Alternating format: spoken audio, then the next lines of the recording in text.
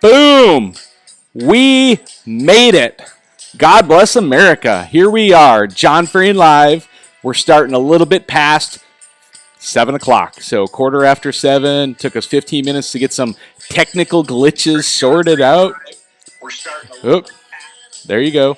So yeah, we got some stuff going on there with the sound. David's going to be quiet right now, though, aren't you, David? Busted. But anyway, let's get this show started, guys. Let us know who's coming in. Drop it in the comments where you're watching from. We love seeing where everybody around the world is watching from. Doesn't matter if you're in Canada. Doesn't matter if you're in Florida. Doesn't matter if you're in the East Coast, the West Coast, across the Midwest. Maybe you're in the Rockies. Doesn't matter. Bring it on in. Let us know where you're coming in. Drop some comments. There they come. There we come. I got Monty. So Monty, by the way, who's here watching with us, he's the trucker. He's from North Dakota, but he travels all over the United States. He sent me a message this morning and told me that he was right in my backyard, just up the road in North Bend, Washington, getting ready to drop a load down in Puyallup. And we didn't get a chance to connect. I was hoping we'd be able to connect, but I don't think his schedule allowed for it. But we didn't get connected today. But anyway, big shout out to you, Monty. Thanks for jumping in and watching. We got Tia, we got Bill, we got Santa Barbara, we got Gig Harbor, we got Brap Chaps watching, Scott Campbell watching from Philadelphia. Awesome. We got lots of folks here coming in. All right, guys, you know the routine. Let's get this share and win rocking and rolling. Woody's Racing, one of our show sponsors, is throwing down again this week, and we are going to be giving away some two-stroke oil and some hand wipes from Nitro Lubricants. So these guys are partnered with Nitro Lubricants as part of their sponsorship team for the Woody's Racing team. Their season is all wrapped up, but doesn't mean you guys can't continue to benefit all year long from their awesomeness. So follow them on Facebook, follow them on Instagram, and share the show. Just take a watch of the show tonight, share it out. Even if you're watching it as a replay, just let us know in the replay that you're doing a replay and share it out, and you'll still be entered in to win. The last few weeks, we've been doing the sweatshirt from Fly Racing. I'll be giving that away tomorrow. I'm going to go back in there and find all those shares and go from there. But tonight, we have an exciting episode coming to you with Mr. David Wagner, which we're going to bring him on here in just a second. So, David, I hope you're ready. We're going to drop the screen and unveil your beautiful face. There you are, sir. How you doing? Good. How are you? Good. All right. I always like to just let everybody know that when we do a live show, this is the real deal, people. Things don't always go smooth and don't always go perfectly. Sometimes Skype. So if everybody doesn't know this already, what we do is we do a Skype call. So David and I run a Skype call, and then I filter that through my software, and then the software that I have then pulls it all together, pulls the logos together, the names and all that, and then we stream it out to Facebook. So there's multiple layers of technology that are at work here, not to mention the most difficult piece of technology in the world, right, David, is the one right between our ears sometimes. This was quite an experience getting on here. All good. And so, like I've told guests before, is you know what, there's no reason to get wound up or worried or anything. You know what, people come to expect it. It's a live show, and sometimes we start on time. Most of the time we do, but sometimes we don't. But either way, David Wagner is here in person, alive, kicking, screaming, ready to go back and do some more sledding, right? We're ready to go back. February's not coming quick enough.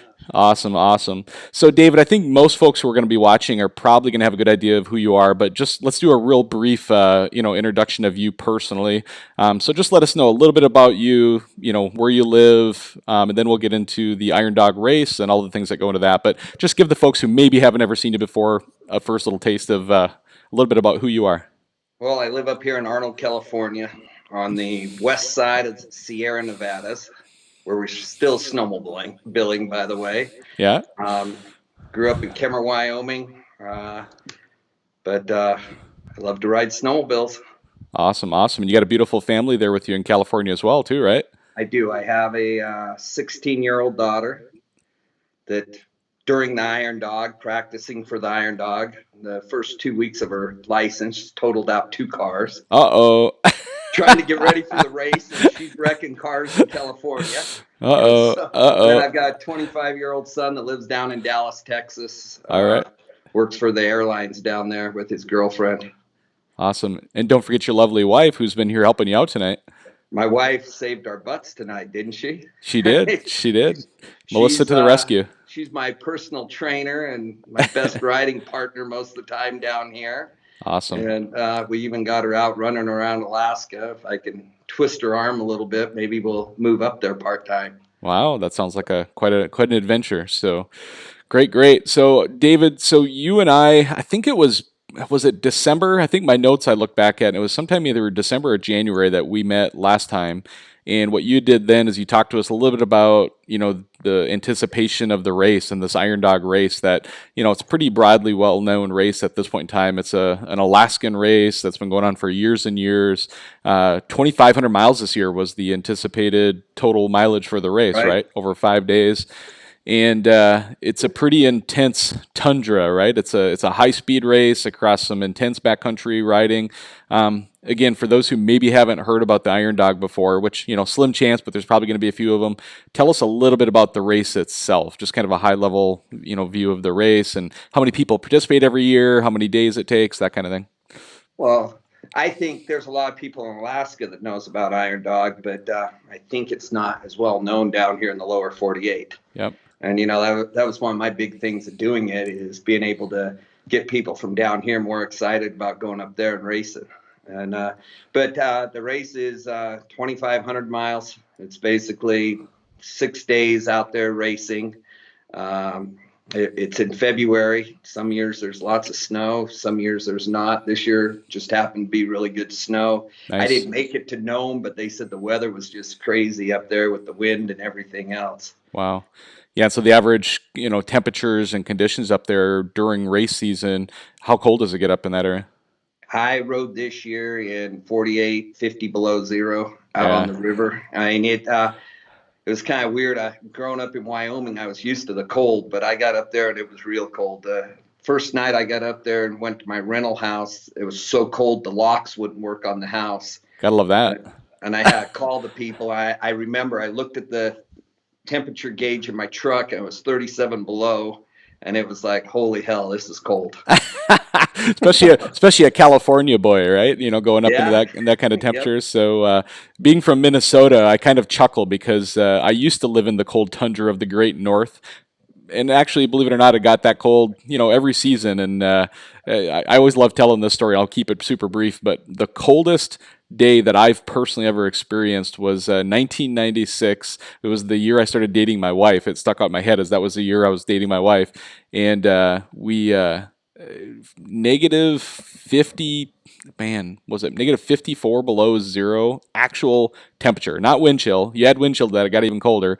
But I remember that when you get to those kind of temperatures, whether it be negative 30, 40, even negative 50, what I experienced is some incredible things start happening to everything around you, right? Like the human body and the way we can handle it. But having just exposed skin at like negative 40 below, you risk frostbite just having exposed skin in a normal condition. Now you add a snowmobile doing 50, 60, 80 miles an hour plus, cross the tundra. You better be covered up. If not, you instantly are going to have frostbite in areas around your goggles, your neckline, different places if you're not 100% covered up. So it's the real deal when you get into those kind of temperatures.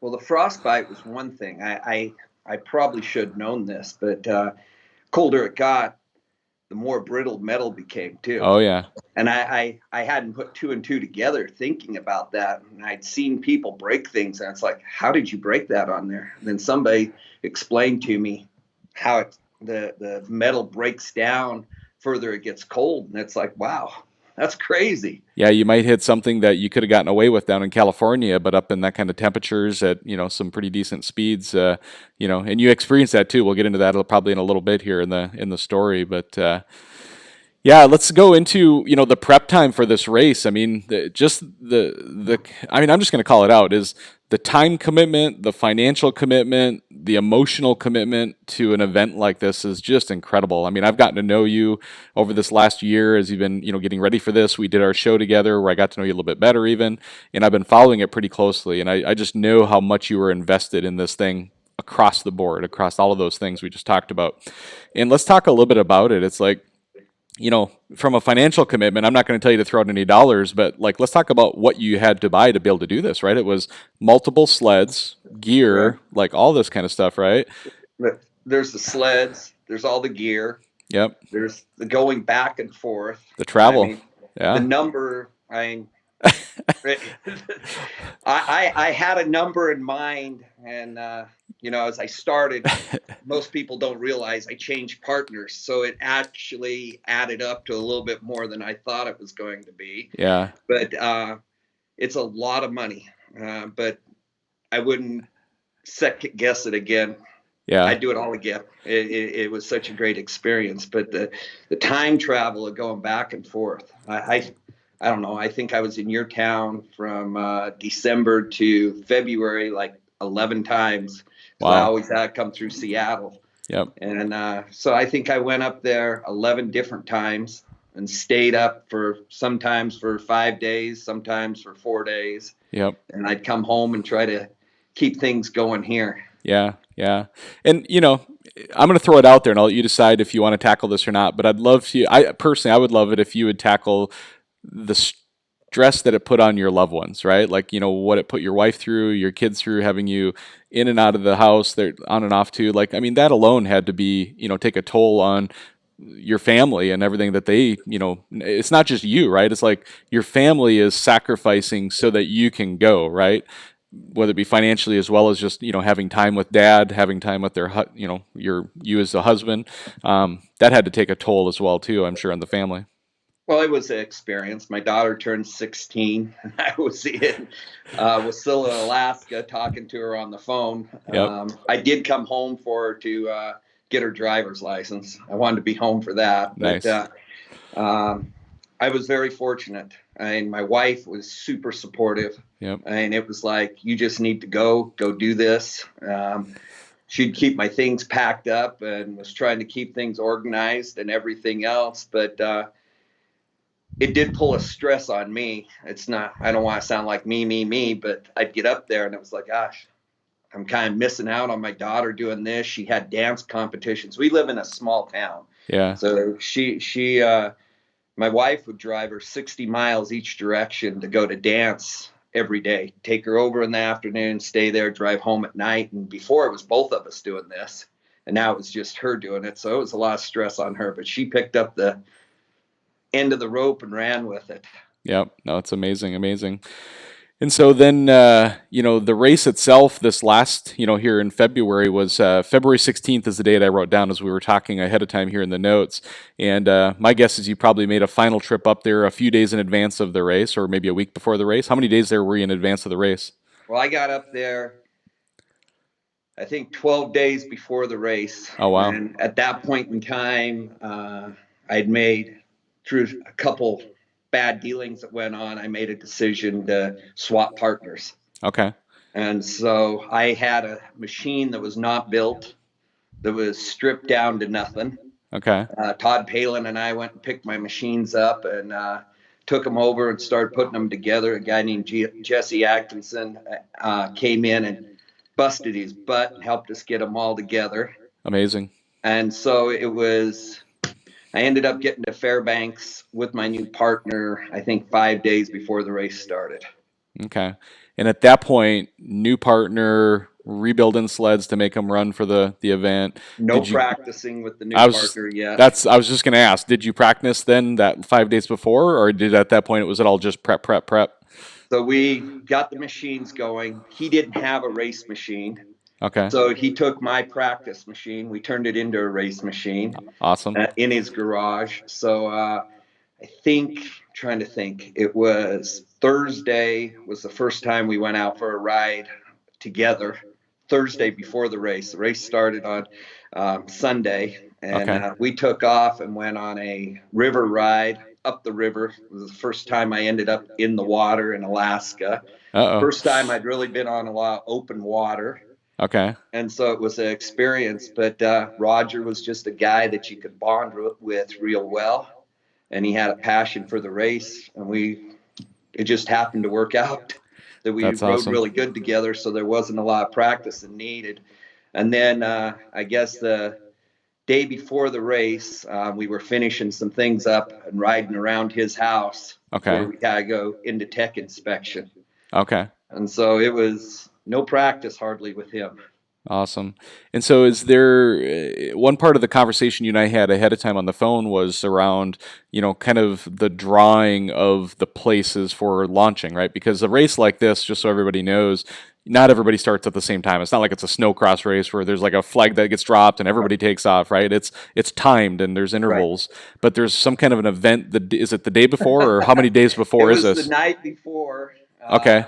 Talk us through that event and tell us about the event and that night before and what's all going on at that event, and then the excitement of knowing what number you were going to get drawn for the race the next day.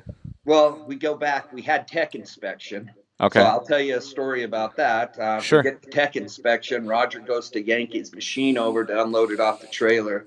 It was so cold, the primary clutch spring had broke. Oh crap. So now here we are running around, getting new clutches put together, throwing them on the sled right there that night, right before the race basically started. And Wow. so then we ended up at the drawing that night. You the first few people, first 15 people that pay for their entry fee get a draw for the first 15 positions. And so I was fortunate enough that I got to keep Team 11 number when I change partners, and we got to keep our draw. And so we're like sitting there. Roger, he's the president of Iron Dog, so he Okay. was wearing two hats, a racer and a president. So if we weren't racing, he was on the phone trying to figure out what was going on, what he needed to help with, and get taken care of, and trying to organize stuff. But we go to the dinner that night. It's a pretty cool thing. Big room there. Scott Davis was there, so we spent a lot of time talking to him. For you that don't know him, I mean, he's 7-time Iron Dog champion, an incredible guy. And you have dinner, and then they do a draw of the first 15 people, and it went all the way down to leaving number 12, 1, and 14. And 12 had left, and Todd Palin told me, he leaned over my shoulder. He says, "You're going out first." I said, "No, I'm not." He says, "Yeah, you are." And I was like, "No way." And Roger was at a table up from me, and I'm looking at him, and he's just shaking his head. And then 14 disappeared, and we were like, "Holy hell, how did we end up here?" And so, yeah, we drew first place to leave out of there, and I think that was more nerve-wracking than anything else, because So what goes we didn't like want to leave first, that's for sure. well, that's what I was going to ask you. Like, and I just recently, we talked to Rebecca Charles and Corrine about their event and their race as well. Right. And coincidentally, that team also got to go first. And I asked them the question I'm going to ask you is, you know, psychologically, what is that? Is that an advantage? Is it a disadvantage? Are you then worried about having to set the pace for the race? As soon as someone passes you, immediately you're like, oh no, like what goes on in your mind with first position, pole position? Well, we knew for a fact Mike and Chris were going to be real fast out there. Okay. And Mike came up and poked on me, and he says, "Well, break a good trail for us for a while." There you go. And so, I mean, the cool part was I led the Iron Dog for a little while, so that Boom. was really cool. But I don't know, it was nerve wracking. I really didn't want to leave first, because I didn't really want to get into a serious race in the first 800, 1,000 miles, because I figured a lot of people were going to pile up. We saw a lot of people pile up. We came over one jump, one ice ledge, and the guy's out basically cold. And they ended up life flighting him out with a concussion. So I didn't want to be the first one to go break and find all these messes. Wow. And so, but I really didn't want to race, but this part inside of me didn't want to be passed either. I know, right? And so it was a mental game. You had to come up with the decision that you were going to let them pass you. And, Yeah. Roger and I, our decision kind of was we were going to go for a ride. Todd kept telling me, "You're just going for a ride." And so we figured we'd do that and see where we ended up midway, and then start pushing a little harder after that. Yeah. And so going out first wasn't where I wanted to be, and it was nerve wracking. Yeah. Based on your research of the race before previous years and what you witnessed yourself is, how much of the old fairy tale of the tortoise and the hare plays into the psychological of, benefits of this race, right? You think about it, it's like you can either be the fastest one and hope for the best, or you potentially are setting yourself up for what you just called out, like some wrecks, blind corners, ice ridges, maybe something in the terrain that, nobody saw during practice runs or sessions that maybe it's new now with the weather and the wind changing. Being the fastest, speed doesn't necessarily equate to a win. And ultimately, what you saw happening in the part of the race that you were there in, and then ultimately who ended up winning the race, what strategy do you feel like pays off there? Is it the Tortoise or the Hare? Is it kind of somewhere in the middle? Them guys were quick. I mean, Yeah. they led that race. They blew by me, and I was like, holy hell, where did they come from? And I kept watching them through the whole thing. And, I really wanted to see Mike and Chris get their third win this year. And Okay. so I'm like, where are they at? Where are they going to come? But then I got Todd that I'm really rooting for. Yep. And I'm watching these guys and the time they were making. I mean, they led the race. I mean, it didn't matter what they did. And they had some bad luck, but they were able to pick things up, and just one hell of a team. But they ran Wow. fast. But I Yeah. mean, I go back to it. I honestly, for somebody like me, being the slow turtle and coming out at the end and being able to finish would have been a lot better deal than some of them guys crashing, because there were Yeah. some incredible crashes out there. Yeah. It's pretty horrific. Even in the Midwest, I've got some friends that, race cross country racing in the Minnesota area. And, I've witnessed some pictures and videos from some GoPros and still pictures. And, you're doing 80 to 100 miles an hour on a sled and you get kicked sideways or something like, yeah, it's ugly. It's ugly. It's, what do they say? Yard sale? Is that probably the word? Yard sale, and you'd see it. You'd come up, and there'd be pieces of windshields and stuff laying around, and it was crazy. I was flying down the river, and Roger, my distance, I like to be a couple hundred yards behind somebody. Okay. The dummy dust, the snow, whatever you want to call it, I just didn't like having to guess anything. Yeah. And I couldn't stay close enough to watch somebody's body language to feel comfortable. And I looked and I could see him slowed down at the other side. And I came flying off this ledge and I was in the air, and the machine was starting to drop. So I locked up the track a little bit, trying to level it out, trying to get Okay. down. And when it hit, it caught just another shelf, and both my knees went through the plastic. Wow. And just as I kind of got things together, I looked ahead and there was another jump, and I came off that thing, and there was somebody else was behind me, and they said, man, that was pretty cool. And I was like, you got no idea. I had no idea if I was coming out of that or not. But yeah, it's yard sales were everywhere up there. Yeah, that's amazing. That's crazy. And so, ultimately, as the teaser pictures posted that we posted the last week here, you guys didn't finish the race, We and did. ultimately you had some significant problems, including a fire, including some broken A arms. Um, is there anything before we get into that peak of the story here? Is there anything else that happened along the route that you want to kind of highlight or talk about before we get into ultimately what was your demise? No, I was, midway through when I had to change partners because of a bad thing. I was like, I really wanted to quit. But then I sat there and thought about, geez, how can you quit? You got to go back home and tell your kids you quit. Yeah. And I got all these people thinking, oh, geez, I'm going to go up and run this race. And then you draw one. And there was just so many things that was adding up. Melissa joked about it the morning before the race. I got up early and I laid my stuff out, my radios, my survival stuff, my day pack. And she said, you laid it out and moved it around 6 different times. And I was as nervous could be. I really didn't want to go first.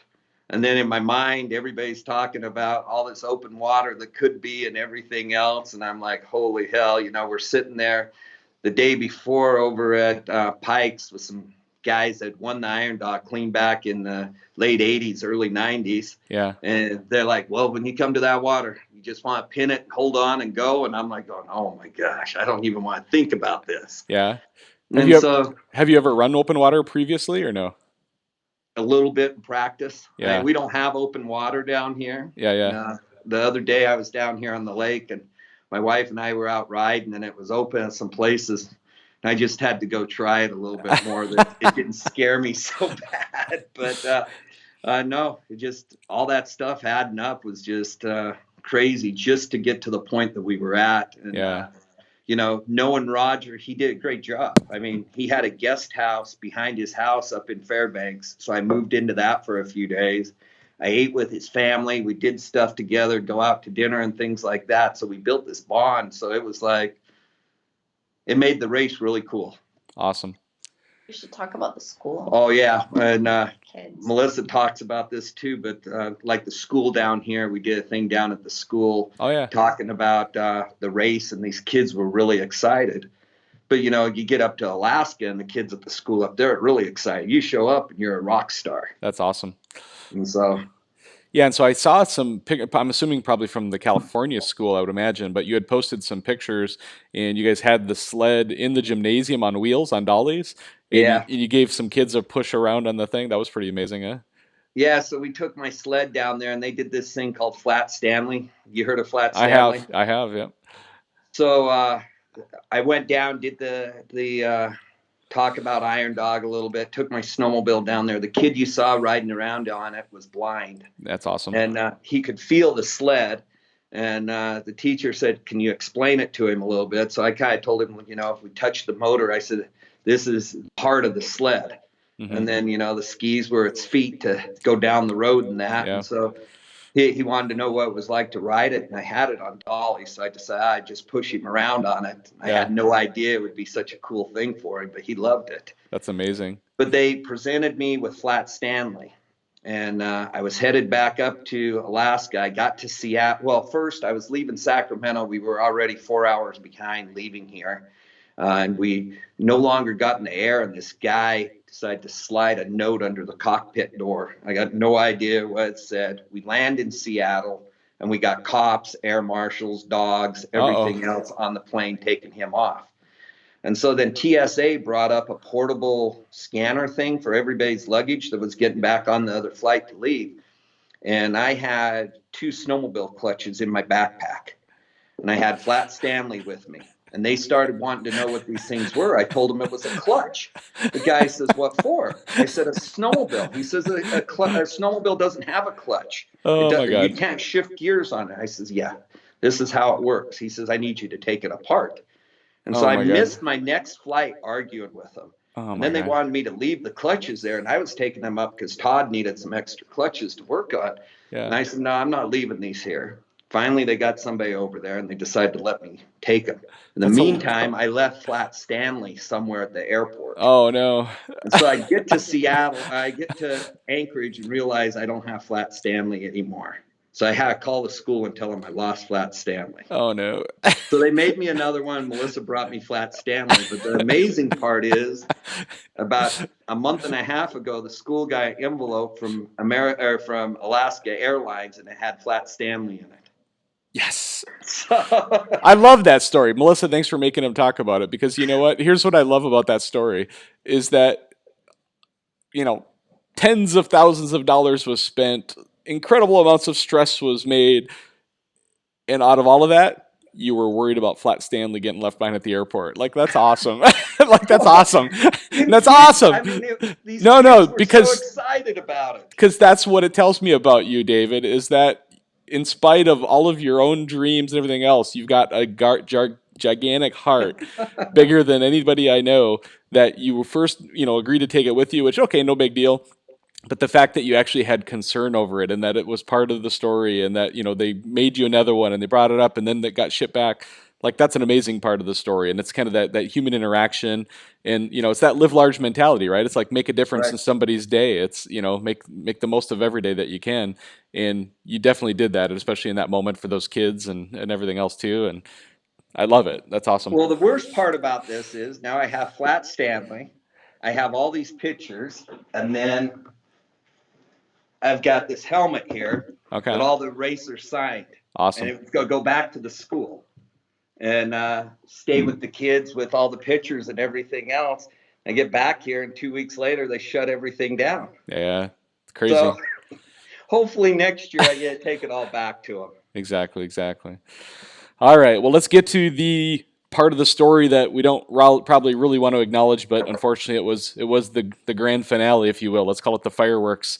And so you took off, you were riding. You told me this part on the phone, so I'll kind of help you build up to it. Is you took off, you're riding, and all of a sudden the practice sled that your buddy is riding starts to act up. So talk us a little bit about that. I mean, you're driving a race. Were you guys had headphones in or microphones? You were able to talk to each other along the way, or did you Nah, we were stop having everything? radio. We threw them. It just wasn't working where we were at in our helmets and things like that. But first of all, it's the funnest part to talk about because Okay. it's what brought the character. I mean, I just believe no matter how bad something is, there's got to be something good in it, right? Exactly. Yep. And so, even through all the nights hanging out with Todd and Jesse and, Mike Morgan and Chris stepped up like no tomorrow to help me with parts and all that. Yep. That was all cool, but this part of the race was the coolest part of it. It helped me make some decisions of what I really wanted to do, and even with life completely, it was a cool part of the whole thing. Yeah. But yeah, we took off. We drew first. We took off, led the Iron Dog. We got into Galena, and that was super cool. I mean, for me, it was all of a sudden I pulled in, and there's all these things you'd seen for years of people coming into that checkpoint, and it's like, holy hell, I'm finally pulling in, and Doug Dixon comes up, puts his arms around me, and says, "You made it, Iron Dogger." And so I was like, wow, this is kind of cool. So we got to the house where we were staying, and then we went to the elementary school there in Galena. Okay. And they had a big thing with all the kids that came down, and they had helmets and hats, wanted us all to sign things and that. Just to see these kids was pretty exciting. So the next morning we got up, took off. We were running super well. Things were going unbelievably good. And I'm like, it's going to work. We're going to make it in there. It's really cool. We pulled in to get fuel, and Roger says, my machine's just acting up. And I was like, I think you got water in the gas. And so the next stop, we got some heat and that, put it in there. It ran fine, started acting up again. And it was like, crap, what are we going to do? So we pulled into Keltag and just made a decision. We were going to go the rest of the way and see if we could get some help from somebody when we got up to the next place. Okay.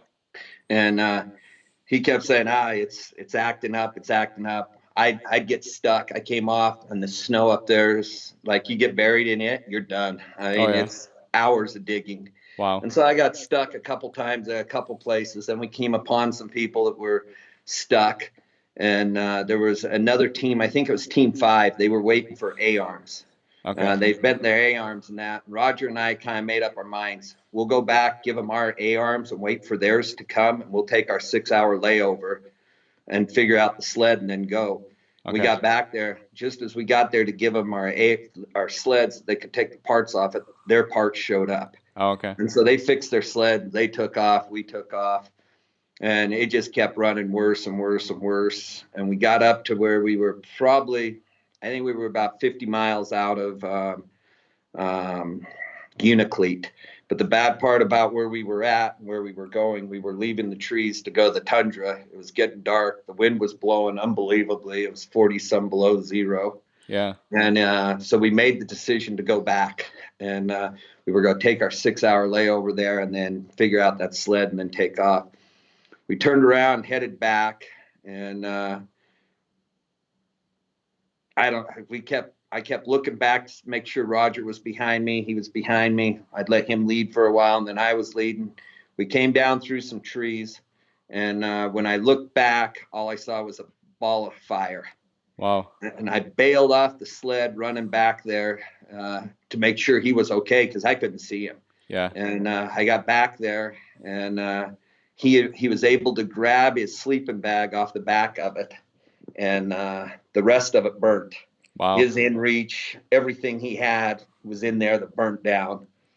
And now we're out in the middle of nowhere, and like we were talking, the inReach worked sometimes and sometimes it didn't. So we were trying to send messages. I kept my inReach in my pocket. Okay. I refused to leave it on the sled. A lot of people said, put it in your bag, your handlebar bag, and that. I just decided I wanted mine in my pocket. Yeah. And good thing we had that. So we started sending it out. Nothing. Nothing was going out. Huh. And finally I got a message out to Melissa and said, hey, look, the sled's burnt. we need some help. We're fine. She was able to get a hold of John Woodbury and that, and they sent somebody out. We got back. In the meantime, coming along that trail there, I'd bent an A-arm on my sled. Oh, wow.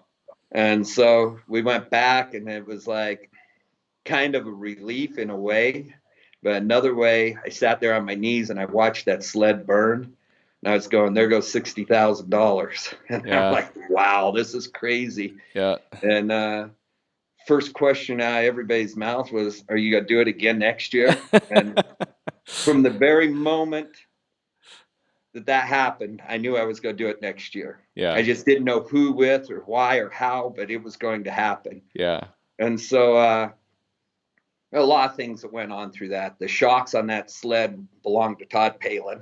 Okay. And because we did the last minute, we didn't have the shocks. I'm try to even up with him, and he says, I'm just going to come live with you one day.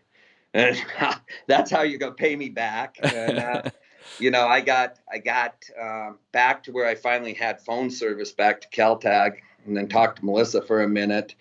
And she says, hey, I've been getting phone calls from people up in Nome wanting to know if you're okay, what went on, this and that. And they kept telling her, just tell David he didn't miss shit up here. It's terrible. It's terrible up here. But I would have rather seen all that than missed it. I can guarantee you that. Yeah. Well, because those the machines have GPS tracking units on them that the race Yep. officials are tracking as well, right? Right. And so I would imagine at some point they saw you guys stopping, getting turned around, and then stopping, and then probably the signal disappeared because the GPS was did. on the machine, right? And so I'm Yep. assuming that probably drove some pretty significant concern as people were calling probably Melissa to try and get in touch with you, right? Right. There were all of a sudden people said you guys turned around, you were moving, then you came to a stop, and all of a sudden one GPS was just gone. Exactly. And there were rumors that went around. There was a team that ended up in the river up there, about the same place we were at. Wow. And so nobody really knew for sure what went on. And but Melissa got things squared away. But it was an experience. I mean, the people at Iron Dog office, they asked me afterwards if it was okay. It would say scratched, and the reason why it's scratched, and it had my name, then it had bonfire on it. But then I had some guys show up after the race with a box of, or with a bag of marshmallows, saying I may need that next year. There you go. So, well, you probably have your nickname built up for next year then, or something, right? So David Bonfire Wagner, is that what your nickname is going to be now? I don't know. I figured we were going to wrap the sleds in flames for next year. Oh, that'd be awesome. That would be awesome. I love that. That's awesome. But no, even though that burned up, it's still, Iron Dog is one of the most amazing things you can do. I know Rebecca went and did Cane's Quest, and I'm like watching Cane's Quest, and that's a lot more of what I'm used to riding, backcountry stuff and things like that. Yeah. So maybe not next time, but the time after that, I may think about Cane's Quest. But Iron Dog, the family of the guys and everything else is just amazing. Yep. From the time I got up there, they accepted me in, and Mike Morgan, Chris Oles, Todd, all them guys just treated me just like I'd been there forever. And if I needed anything, I could call them and that. And but it was one of the most exciting experiences I've done. Yeah, that's amazing. And by the way, Rebecca's watching, and she goes, next year, it says, we're going to attach a fire extinguisher to your sled next year, maybe. Well, we could use that probably. I know she's doing it with Scott Campbell. I've been trying to talk Melissa into doing the rec class with them next year, but I still haven't accomplished that yet. Scott Campbell's watching tonight as well, of course. And we have Scott Spiro watching as well. He says, that race sounds and looks gnarly. Way to give it a shot, Dave. We got a lot of great comments here. People cheering you on and wishing you luck for next season. And so what does next season look like? When does the training start? Is it kind of you just continue your physical training from now all the way through till next year for your personal body, or do you take a little bit of a rest and a break for now and then kind of get back at it by fall, or what is that going to look like? You going to hit hay days? You going to promote it like you did last year a little bit? Yeah. Or what are you thinking? As long as we're able to do it, we're going to do the Utah and the Idaho Snowmobile Show. Okay. I plan on going to hay days. this year. I know Mike and Chris are probably going again this year, and I kind of goofed up my knees a little bit up there, so I came home and kind of backed off of working out, not that much, but I've got back into that again. But Okay. Melissa was like, "Can we just have 1 week that we're not going to talk about Iron Dog?" Ah. And I was like, "Okay." And that lasted for a few minutes. Todd told us he was going to start a rehab for Iron Dog people that There we you can go. get out of thinking all the time. But it was kind of funny. We got done. I bought another sled. I bought Rebecca's sled up there. Oh, And I okay. had another sled up there. And so I took Melissa out riding in that and took her out onto the Iron Dog Trail. We went up to the Yetna River and some things like that. And we came back and went over to Todd's, and that's all he wanted to talk about, too. And Melissa's like, "You guys are all the same. You're crazy." And so I kind of backed off of talking about it. I'd got a whole bunch of, not a whole bunch, a few emails and text messages from different people, and I was hoping Roger would run again this year. But with him being, see, here's something else. Roger let our sled, or we burnt our sleds down.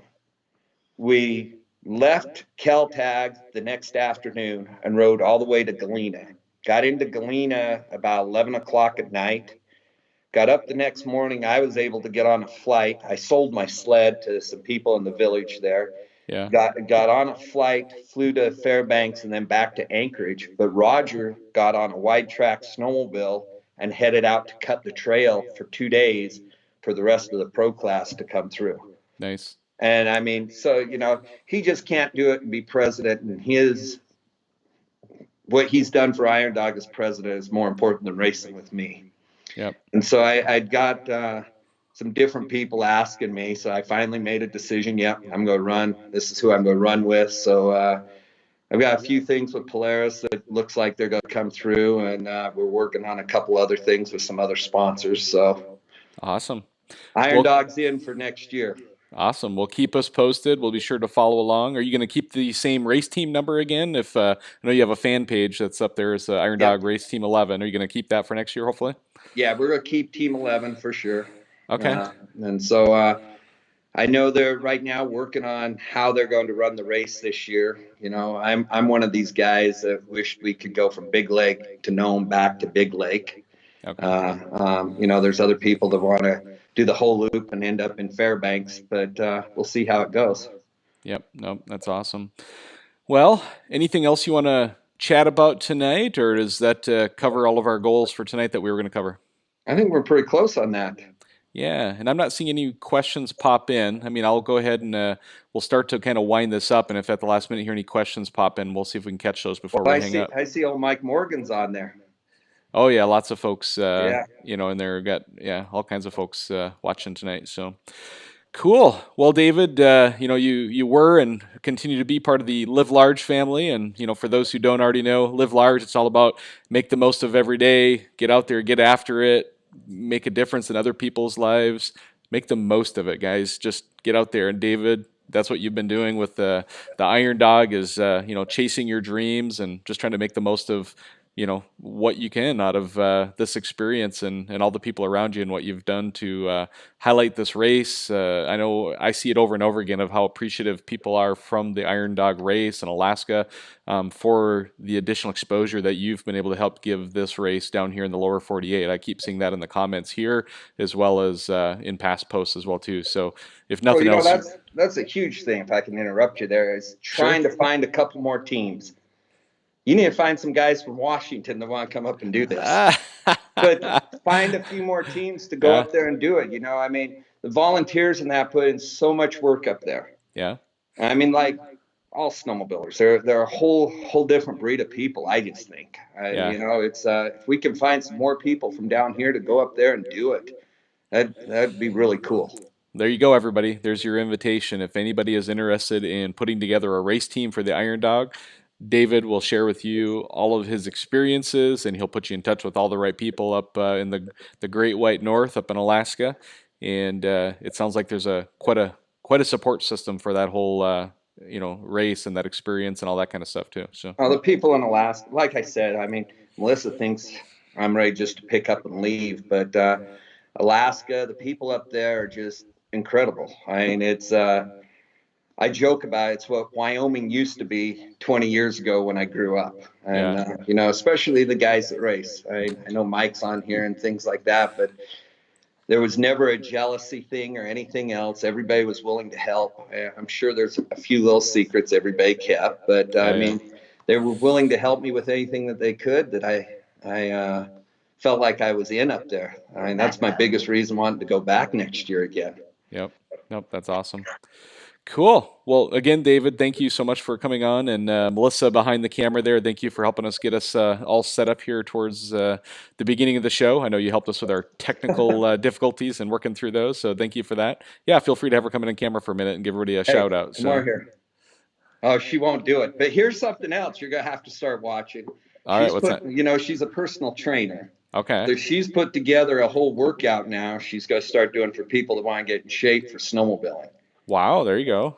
That's pretty cool. And she's starting to do these Zoom classes, and so she's going to start the snowmobile thing midway through the summer. Cool. So snowmobile workout training, I think there's definitely a market for that. I've actually, here in the local state of Washington, there was something that our local club put together called Sled Fit, and we had some folks, follow along, and the way they did it up here is that it was something because somebody in the club put it together, they did it, and then people would pay like a small fee to be part of it, and then there would donations to the club. But I know people are willing to pay for good quality workouts and getting prepped for sled season, so that's an awesome idea. Well, thanks for everything you do too. Oh, I mean, my afternoons at this time of the week is locked up with you, and I just really appreciate everything you do with everybody out there, safety stuff and everything else. And I mean, you've turned my eye on that a little bit. I got caught in an avalanche a few years ago, and I was just lucky. It wasn't that big of a deal. Now we don't go riding without beacons or anything like that. Our Abbey packs. Yesterday I was out riding, and that was everything we took even yesterday. And kind of there was no way things were going to slide where we were at, but it was just something you take with you all the time.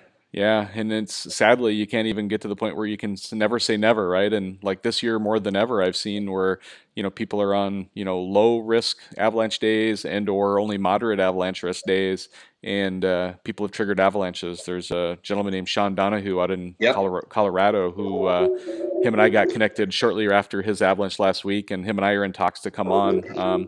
We'll have him on between now and May 3rd. He's for sure scheduled for May 3rd, but we may have him come on earlier once he's healed up from his surgery that he just had this last Friday. But he's shared on his personal page the avalanche that he was in. He shared it with me. I've actually got a video. We'll play it during the live when we do it with him. But that's an incredible video. I watched it a couple times today. Well, and I look at that hill that he was in, and it was like, it didn't look highly suspicious to me. Like, I don't know, there are a lot of people that would have avoided that hill. Like, other than the fact that it was a warm, sunny day and it was getting caked by the sun, but it didn't, at least from the video, didn't look overly steep. It didn't look overly, treacherous, and wrong place, wrong time. And he broke both of his legs, but it's lucky to be alive. So, well, it's I guess, sledders, it's such a small world, but yet everybody gets intertwined here. Yeah. And just a few of the guys that this year got caught in avalanches and died this year, just from a few things I've got connected up with. And it's not like we're best of friends, but we chit chat back and forth and things like that. And then you guys see something like this, and it's just heart wrenching. I mean, it just it hits home, It is. Nope, it absolutely does. And so, yeah, but your original comments are, being grateful for what we're doing with this show. And I'm grateful for that. It's like, I love the fact that, we have consistent names and faces that come through every week. I go through here and all the people who pop up on the feed, it's very consistent every week. And, there's a lot of people who don't comment, do anything, but I know they're here because we get thousands and thousands of views every week, and people seem to keep coming back for it and get a lot of positive feedback on the shows, and hence the reason we keep doing them. So, well, I think you need to come up to Alaska next year for the end of the race.